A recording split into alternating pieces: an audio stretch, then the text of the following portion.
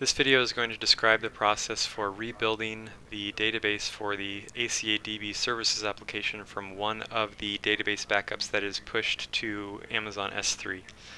So Amazon S3 buckets, we have the prod backups, and then we have dailies and weeklies as well, but we're looking at the dailies here. And here's the one from today, prod, ACA, SVCS, and then the date timestamp. So all you do is you click this and you click download, and that will download the tar file for the database to your local computer. Okay, so the next thing we need to do is just reference the server that we're building this on. We're going to build this on the test server, the dev server, and here's our IP address. So this is the management console where we're looking at the servers. Okay, so the first thing we need to do is copy that file that we just downloaded to the server. And we're going to do that by doing this. Copy, key, the file, the Ubuntu user, the IP address, and then the home directory, and you can see that it's copying. So that's about a 50 megabyte file, and it will go relatively quickly.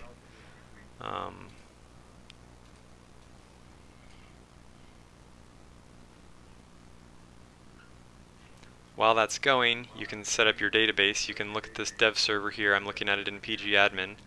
I've already done this, but this would have been named ACA SVCS, and I've renamed it old so that we can build a new database with this backup on this server without destroying the one that was currently there.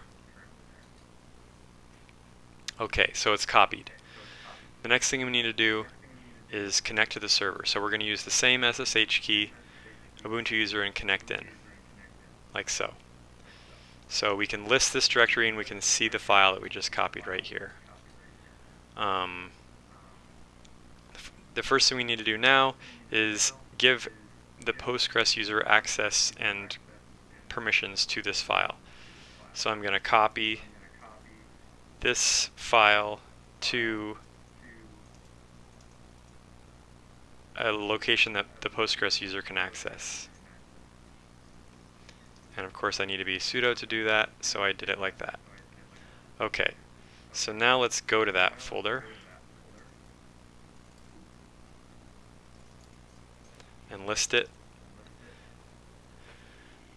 and we can see our file right here, and it's owned by root. So we need to just go to root. Now we're root, and we're just going to run a command to change the permissions of that user to Postgres. Okay, so now Postgres user has access to that file. Okay, so now we need to go to the root of the application, which is at var dub html. You got to do it right. And list it. So here's the application. We're just going to run this one script right here to restore the database. So we need to do this as the Postgres user. So I'm going to change to the Postgres user. And the one thing we need to do before we do this is to create that empty database. So I'm going to log on to PSQL as Postgres. I'm going to create the database. I'm going to connect to it, and then I'm going to create the extension PostJS for that database, and that's all we need to do there. Okay, now have a blank database. I'm the Postgres user. I'm at the root of the application. I know where my file is, and we just need to run the restore database script to restore the database now. So you fire it off, ask if you want to reset DB tables, yes. Database ACA SVCS, and the tar file is var lib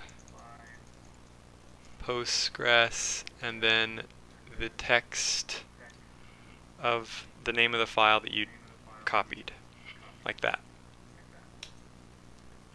And the Postgres password.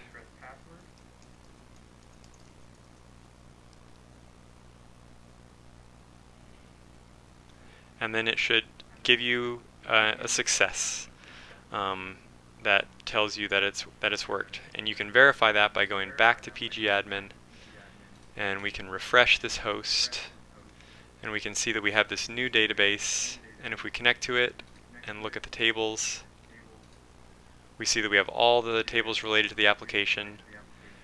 And this is the dev server again. So then if we connect to the dev server and log in,